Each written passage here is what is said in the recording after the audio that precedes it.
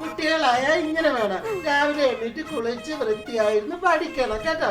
എന്റെ ചക്കരയല്ലേ, മമ്മിയുടെ പഞ്ചാരയല്ലേ. എന്താ നിന്റെ ഈ നാട്ടില്ലാത്ത നിന്നെ കാടൻ കൊണ്ടുപോയനെ. പിന്നെ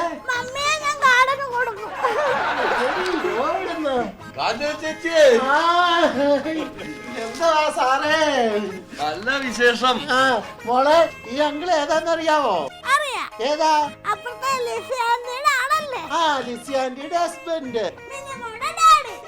മിനിമോടെ അച്ഛൻ.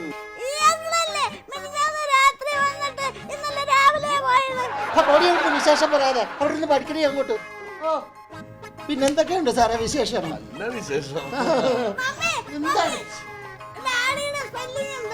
ഓ ഡാഡിക്ക് പ്രത്യേകിച്ച് സ്പെല്ലിംഗ് ഒന്നും ഇല്ല കൊച്ചേ. വേണേ അങ്കിളിന്റെ സ്പെല്ലിംഗ് പറഞ്ഞു തരാം. അന്ന് അവിടെ നിന്ന് അങ്ങോട്ട് പഠിക്ക്. പിന്നെ ഇന്ന് ഓഫീസിൽ പോയില്ലേ? അവിടെ പോയിരുന്നു പഠിക്കാൻ. അവിടെ പോയിരുന്നു പഠിച്ചാലേ എല്ലാം മനസ്സിലാകത്തുള്ളു. പോയിരുന്നു പഠിക്കാൻ. എന്നാ ഒരു കാര്യം ചെയ്യും. അയ്യോ 2 കവർ പാല് വാങ്ങിച്ചോണ്ട് വാ. ചെല്ല്. എന്നാ ആര് വാങ്ങിച്ചു? അയ്യോ പറഞ്ഞ പോലെ തക്കാളി തീർന്നു പോയി. തക്കാളി പോയി വാങ്ങിച്ചോണ്ട് വാ.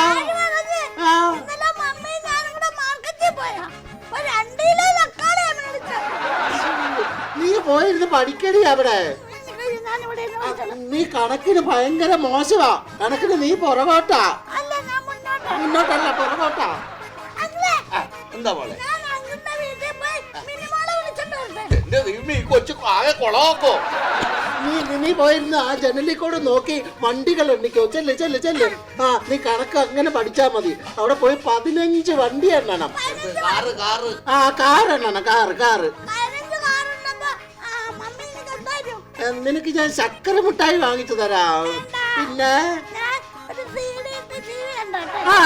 കണ്ടോ അവിടെ പോയിരുന്നു 15 കാർ എണ്ണണം കേട്ടോ. ഇടയ്ക്ക് 15 കാർ എണ്ണത്തിനുമ്പോഴേക്കും ഒരു 2-2.5 മണിക്കൂറെങ്കിലും എടുക്കുമല്ലേ? എന്റെ പൊന്ന് സാറേ, ഈ വഴിയെ 15 കാറ് പോണേ മിക്കവാറും ഉച്ച കഴിയും. ഈ മഞ്ഞ ഷർട്ട് നന്നായിട്ട് ചേരുന്നുണ്ട് കേട്ടോ. പിന്നെ സാറിന് അരച്ചോ? പ്രായമൊക്കെ ആയില്ലേ കാഞ്ചനെ? പിന്നെ ഇതൊക്കെ ഒരു പ്രായമാണോ?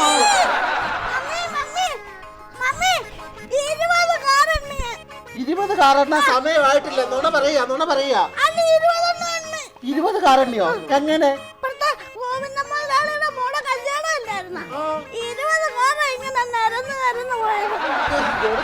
കല്യാണം നടത്താൻ കണ്ട സമയം. എന്താ മോളെ?